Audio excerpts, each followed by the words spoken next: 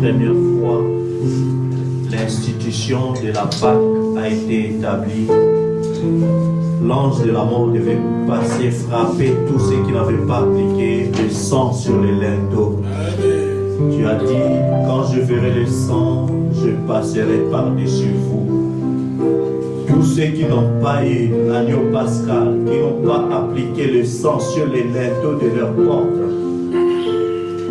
l'ange de la mort avait frappé. Mais tous ceux qui ont appliqué le sang de l'agneau, ils ont vu la grâce et la miséricorde de l'Éternel sur eux. Et le jugement était passé par-dessus leur tête. C'est pourquoi Dieu a dit, je verrai les sangs et je passerai par-dessus vous. Et Seigneur, le passage de 2014 vers 2015, nous avons un nouveau voyage que nous voulons entreprendre. C'est un départ vers une autre destination. Amen. Dans ce troisième exode, qui nous a dit que nous ne quittons pas un pays naturel pour aller dans un autre pays naturel. Nous ne quittons pas une dénomination pour entrer dans une autre dénomination. Mais nous quittons la terre pour aller vers la gloire. Nous nous apprêtons pour aller à la destination céleste. Amen. Pour être avec toi dans la gloire. Là où tu as dit, désormais je ne mangerai plus de fruits de vigne jusqu'à ce que j'en prendrai du nouveau avec vous dans la maison de mon Père. Amen. Voilà pourquoi, Seigneur, en obéissance, en cette institution, à cette ordonnance que tu nous as laissée, que nous voulons nous apprêter pour ce nouveau voyage. Nous ne savons pas les embûches qui nous attendent. Nous ne savons pas, Seigneur Jésus-Christ, les combats que nous allons encore livrer.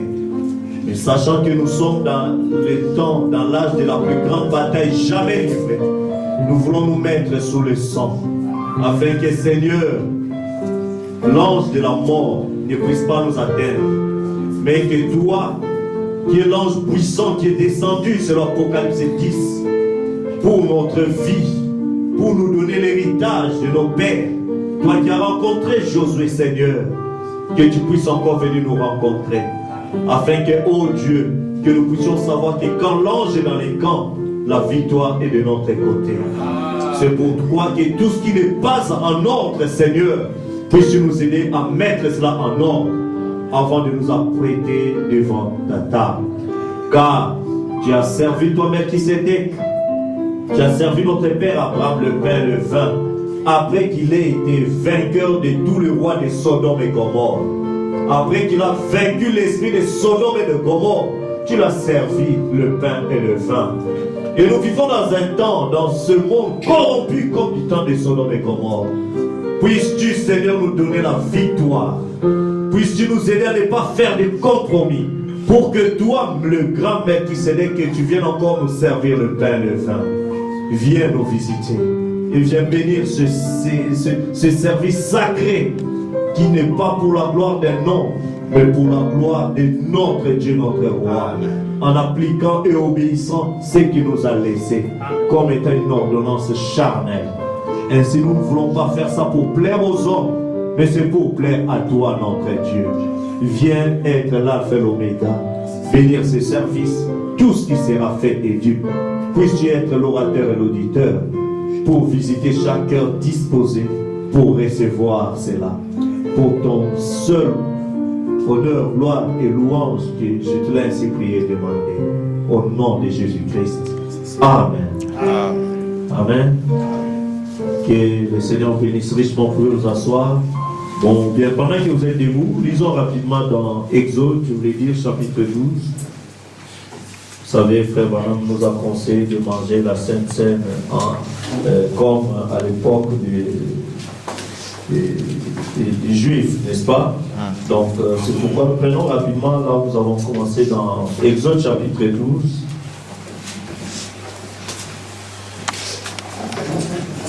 Nous commençons à partir du premier verset jusqu'au verset 10, ou bien jusqu'au verset 15. Amen. Amen. Amen. Ah, il y a que 3 personnes qui ont répondu Amen. Amen. Ah, réveillez-vous avec des Amen. J'ai besoin de vos Amen. Amen. Nous voulons lire la parole de Dieu. Vous savez que la Bible dit heureux celui qui lit et celui qui écoute les paroles du livre de la prophétie. Amen. Est-ce que si vous voulez recevoir gratuitement des bénédictions, acceptez seulement la lecture. Amen. Vous êtes déjà bénis. Amen. Amen. Amen. Ainsi, lisons la parole de Dieu tous ensemble. Allons-y dans Exode chapitre 12 à partir du premier verset. Allons-y. Et Aaron dans le pays d'Égypte. Ce mois-ci sera pour vous le premier des mois. Il sera pour vous le premier des mois de l'année. Parlez à toute l'assemblée d'Israël et dites, le 10e jour de ce mois, on prendra un agneau pour chaque famille, un agneau pour chaque maison. Si la maison est trop peu nombreuse pour un agneau, on le prendra avec son plus proche voisin. Selon le nombre de personnes, vous compterez pour cet agneau d'après ce que chacun peut manger. Ce sera un agneau sans défaut, mâle, âgé d'1 an. Vous pourrez prendre un agneau ou un chevreau. Vous le garderez jusqu'au 14e jour de ce mois. Et toute l'assemblée d'Israël l'immolera entre les 2 soirs. Ah, c'est entre les 2 soirs. Donc, c'est l'intersection des 2 jours, n'est-ce pas? Entre les 2 soirs. C'est pourquoi on appelle ça minuit. Donc, le milieu de la nuit. Quand c'est le milieu de la nuit, c'est 0 heure pour les jours suivants et 24 heures du jour précédent. N'est-ce pas? Amen. Quand on dit il est 24 heures, ça c'est pour 2014. Mais quand on dit il est 0 heure, c'est pour 2015. Amen. On est bien d'accord? Donc c'est entre les 2 soirs. C'est à cette heure-là qu'on doit manger cet agneau-là. Amen. Amen. C'est pourquoi nous ne prenons pas ça le matin. Si vous allez à l'église catholique, on vous sert, on te dit que c'est le corps de Christ. Ce n'est pas le corps de Christ. Cet agneau pascal, on ne prenait pas ça le matin, mais c'était le soir. Et vous verrez que Jésus aussi, il a respecté cela dans la nuit où il fut livré. Nous venons de lire ça avec vous dans Matthieu, n'est-ce pas? Amen. Ce n'était pas le matin, mais c'était la nuit. Et c'est pourquoi nous aussi, nous respectons cette écriture pour prendre cela pendant la nuit. Et vers minuit là-bas, c'est là où nous allons servir cela. Comme ça, les restes des services, nous pourrons faire ça bien après. Amen. Amen. Continuons la lecture, c'est-à-dire entre les 2 soirs, verset 7, allons-y. Et on en mettra sur les 2 poteaux et sur le linteau de la porte des maisons où on le mangera. Cette même nuit, on en mangera la chair rôtie au feu et on la mangera avec du pain sans levain et des herbes amères. Vous ne le mangerez point à demi-cuit et bouilli dans l'eau, mais il sera rôti au feu avec la tête et les jambes et l'intérieur. Vous n'en laisserez rien jusqu'au matin, et s'il en reste quelque chose le matin, vous le brûlerez au feu. Quand vous le mangerez, vous aurez vos reins sains, vos souliers aux pieds et votre bâton à la main, et vous le mangerez. C'est la Pâque de l'Éternel. Cette nuit-là, je passerai dans le pays d'Égypte et je frapperai tous les premiers-nés du pays d'Égypte, depuis les hommes jusqu'aux animaux. Et j'exercerai des jugements contre tous les dieux de l'Égypte. Je suis l'Éternel. Le sang vous servira de signe. Vous serez, je verrai le sang et je passerai par-dessus vous. Et il n'y aura point de plaie qui vous détruise quand je frapperai le pays d'Égypte. Amen. Amen. Donc, pour vous qui allez manger cela, il n'y aura point de plaie. Il n'y aura point de jugement. Il n'y aura point de condamnation. Mais le Seigneur marchera avec vous. Amen. Il sera l'adversaire de vos adversaires et ennemi de vos ennemis. Amen. Si vous êtes malade, vous allez prendre ça, vous allez recevoir la guérison. Amen. Amen. C'est pourquoi nous allons un peu en parler. Que le Seigneur ajoute la bénédiction à la lecture de sa parole. Vous pouvez vous asseoir. Amen. Ainsi, j'aimerais juste parler un tout petit peu de la Sainte Seine, comme nous avons lu tout à l'heure. Pendant que vous êtes assis, si vous pouvez aller lire ça aussi dans Luc chapitre 22, le verset 7 jusqu'au verset 23. Je vais prendre un petit passage là-dessus pour lire. Comme ça, je vous donnerai quelques références bibliques là où on parle de cela dans la Bible. Amen. Et puis vous donnez aussi ce que dit le prophète. Luc 22, verset 7 à 23. Le jour des pains sans levain, où l'on devait immoler la Pâque, arriva. Et Jésus envoya Pierre et Jean en disant, allez nous préparer la Pâque, afin que nous la mangions. Ils lui dirent, où veux-tu que nous la préparions? Il leur répondit, voici quand vous serez entrés dans la ville, vous rencontrerez un homme portant une cruche d'eau. Suivez-le dans la maison où il entrera. Et vous direz au maître de la maison, le maître te dit, où est le lieu où je mangerai la Pâque avec mes disciples? Et il vous montrera une grande chambre haute, meublée. C'est là que vous préparerez la Pâque. Amen. Amen. Ils partirent et trouvèrent les choses comme il leur avait dit. Et ils préparèrent la Pâque. L'heure étant venue, il s'est mis à table. Et les apôtres avec lui. Il leur dit, j'ai désiré vivement manger cette Pâque avec vous. Amen. Ah, c'est quelque chose de merveilleux. Les désirs du Seigneur, c'est de manger la Pâque avec nous. Amen. Avant de souffrir, car je vous le dis, je ne la mangerai plus jusqu'à ce qu'elle soit accomplie dans le royaume de Dieu. Et ayant pris une coupe et rendu grâce, il dit, prenez cette coupe et distribuez-la entre vous, car je vous le dis, je ne boirai plus désormais du fruit de la vigne, jusqu'à ce que le royaume de Dieu soit venu. Il prit ensuite du pain, et après avoir rendu grâce, il le rompit et leur donnant, en disant, ceci est mon corps qui est donné pour vous. Faites ceci en mémoire de moi. Amen. Amen. Il prit de même la coupe après le souper, et à leur donnant, en disant, cette coupe est la nouvelle alliance en mon sang, qui est répandue pour vous. Cependant, voici par qui il est livré. Et ils commencèrent à se demander les uns aux autres qui était celui d'entre eux qui ferait cela. La main de celui qui me livre est avec moi à cette table.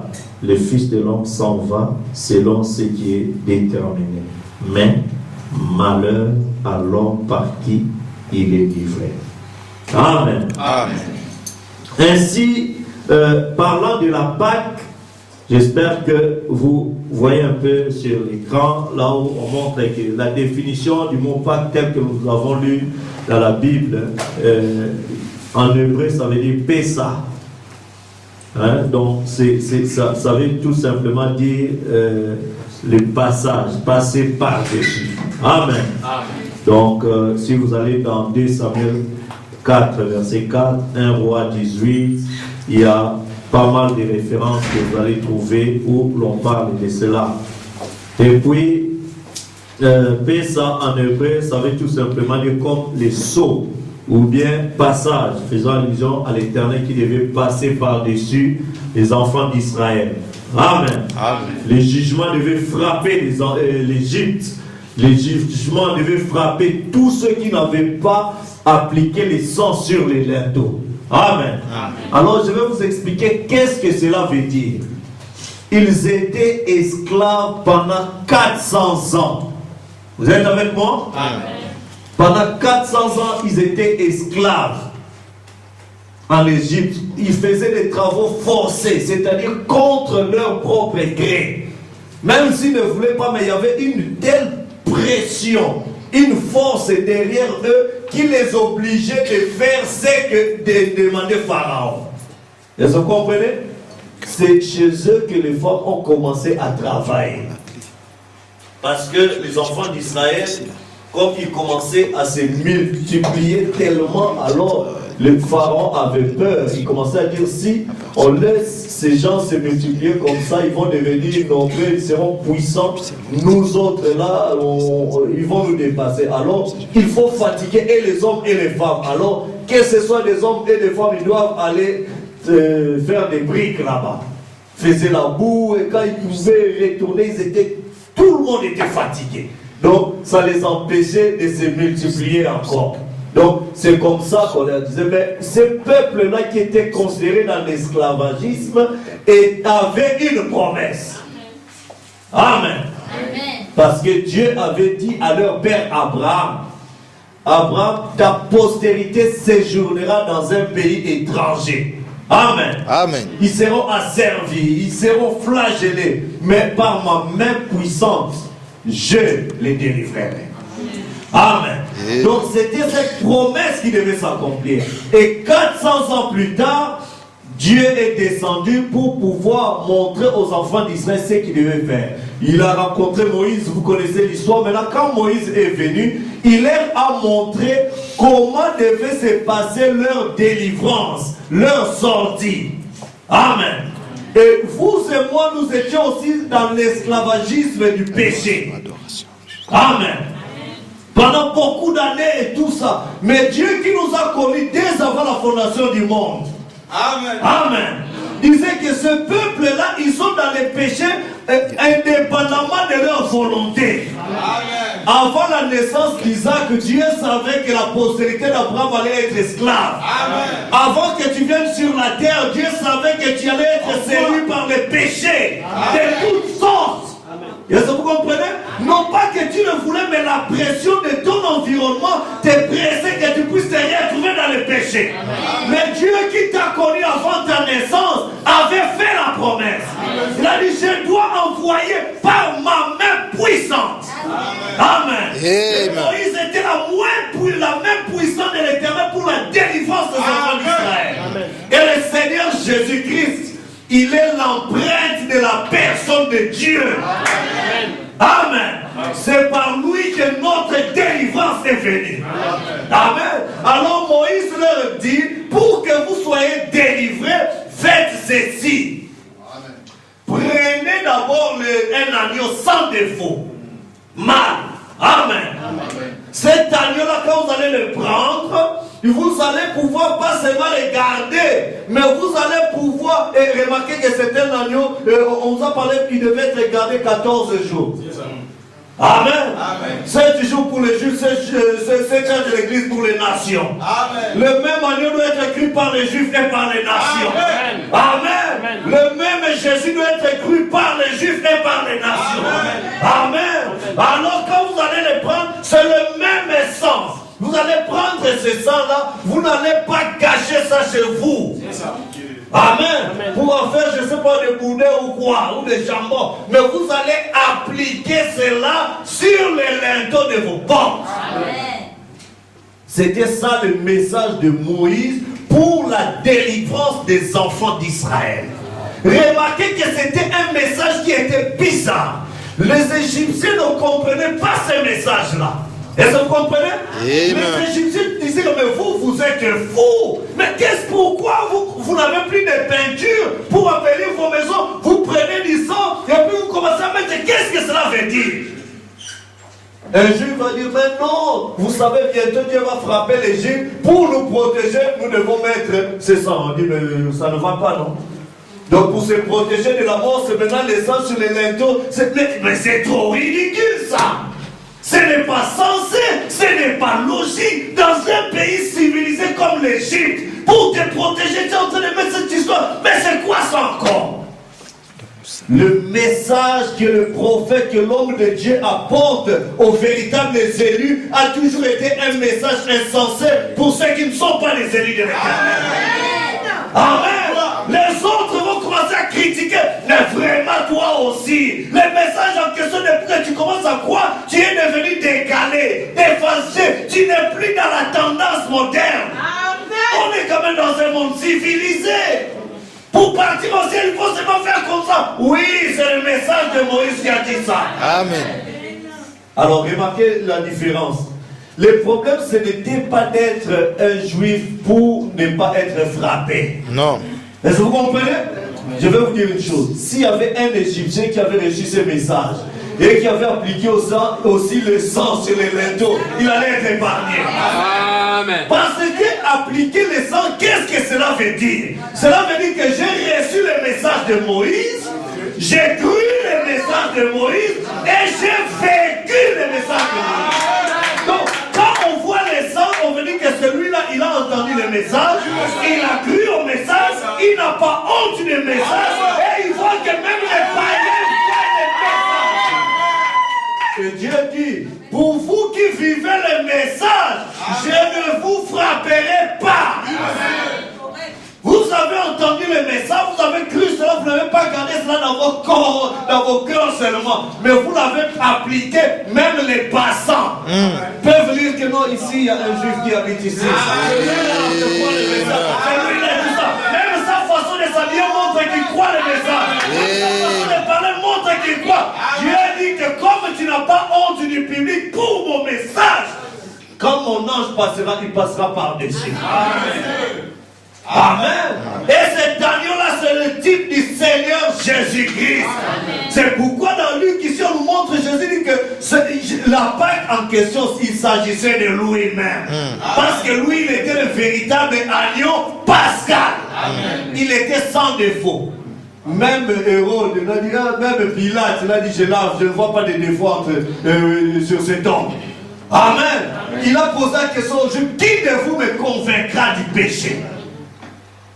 Et Jean-Baptiste m'a présenté, voici l'agneau de Dieu qui ôte les péchés du monde. Amen. Et manger sa chair et boire son sang, ce n'est pas faire des hommes de cannibales.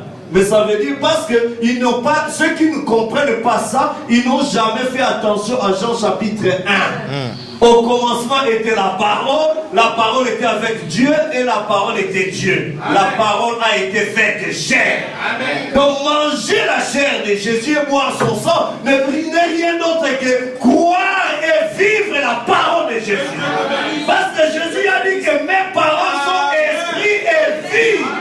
Amen. Amen. Si vous les mangez, vous recevez la vie éternelle. Amen. Il a dit, je suis le chemin, la vérité et la vie. Amen. Donc appliquer le sang, c'était juste un type qui montrait que c'est un corps, il y aura un message que les païens vont rejeter, que les Égyptiens modernes ne vont pas apprécier. Mais vous qui allez croire ce message, non pas seulement garder le message sous forme de brochures dans les maisons, mais vous allez appliquer cela, même les passants, même vos voisins verront qu'il y a quelqu'un qui croit le message là-bas.